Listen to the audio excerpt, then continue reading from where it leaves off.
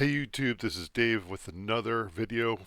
This is one that's going to be a banger. I know it is because you guys are probably going to say that is so true.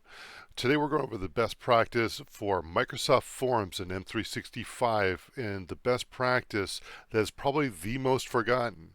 So let's jump right into it.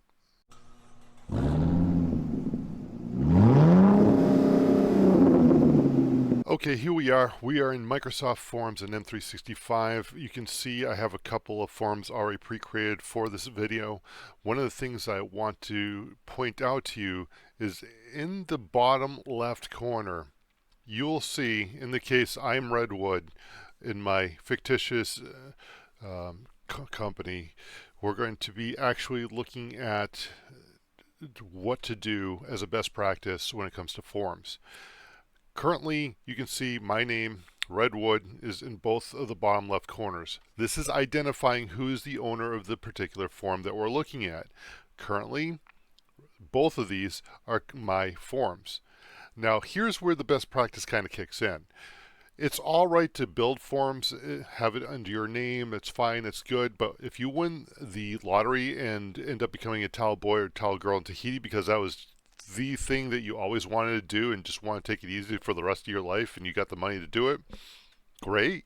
But at the same time, these forms are going to go away the dodo when your account goes the way of the dodo, so that is going to be a problem, especially if it's something that is imperative to a business process or maybe something that is utilized all the time by your team or something to that effect.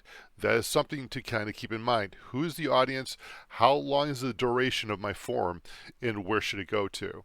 In this case, I have next week's potluck. Well, I think I'm going to be okay even if I win the lottery by tomorrow, due to the fact that even when my account's shut down, it takes about 30 days for it to go away, according to the way my company handles the offboarding process. Well, that's great. The next week's potluck, that's going to be here, so I can leave it as Redwood. That's fine. However, that being said, soil assessment. This is something that an entire team, my scientific team, uses constantly. That is something that it captures and then it's going to actually create a Power Automate. We can definitely jump in that to a later video. Long and the short of it, soil assessment, we cannot lose that. That is something that we're using on the constant, on the reg. Do not leave it with red wood. So what do? These three dots in the bottom, they're called ellipses. We're going to go ahead and click on that for more options, as you could see from the pop-up. And I actually have the ability to move it to a group. Okay, great. Let's move this one to a group. Over on the right-hand side, you can see a whole slide out. The slide out is, in, of course, the move button is underneath my little image. So believe me when it's there. So we're going to actually go to the woodology. This is our scientific department. They decided to be cute. Whatever. Okay, go guys. That is hysterical. I'm telling you. Yeah, it takes all kinds of humor, I guess, to make the world go around. Anyways, let's select woodology because that's what soil assessment is all about.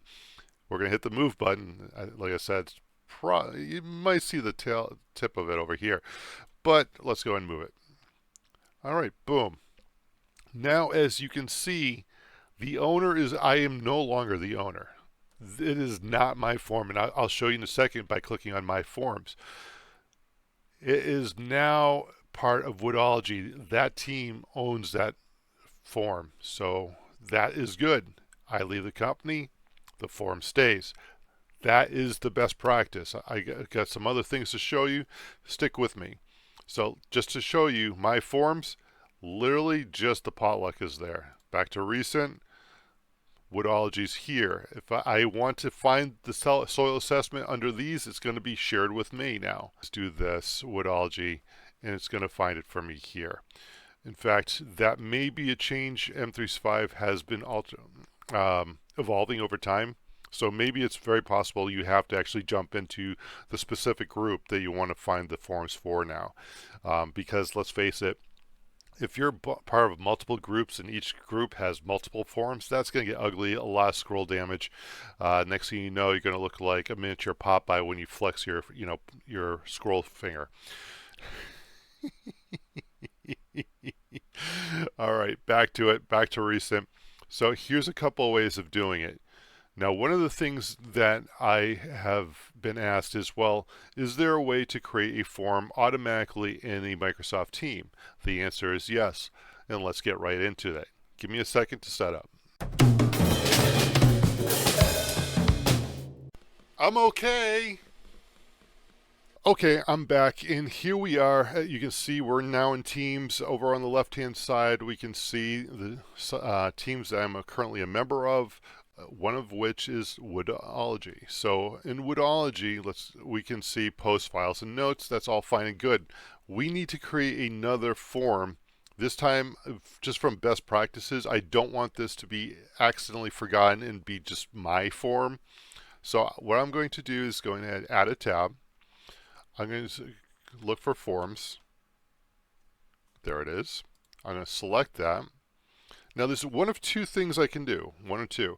I can add an existing form. If I do that, you're going to see I do have the personal available, but it also shows me that soil assessment is indeed part of this team, and I can actually add that. I'm going to go and create a new one and show you. So this is rainfall. Let's see, rainfall measurements per location. All right. So we're just creating this. It's something that we've been asking to do for quite a while. So we're going to head and do that, start it out for them. That way we can actually grab it, put it into a SharePoint list, actually have pointers to, let's say, Bing Maps.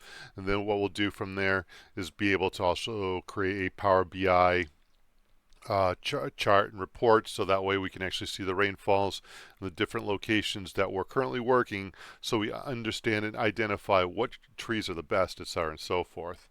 So let's go ahead and do that. So we're going to go ahead and save, and we're going to give it a second, and here it is.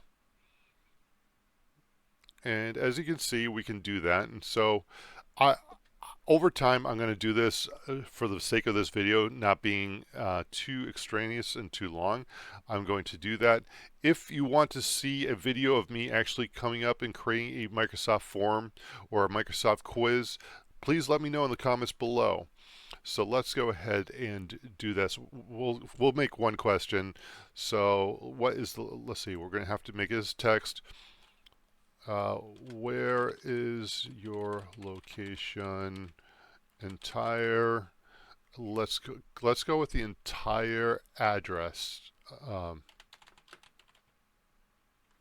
then we'll put. Let's see here. Street, city, state, zip code. All right, there we go. Boom. And then we're going to absolutely have to require that. I can make it look pretty. I'll probably put like some sort of map in the background of the actual rainfall measurement location, make it look really nice. However, for right now, for this video, let's go ahead and call it a day. So we now have that. Let's go ahead and go back to, let's go ahead and flip back over to the Microsoft Forms location.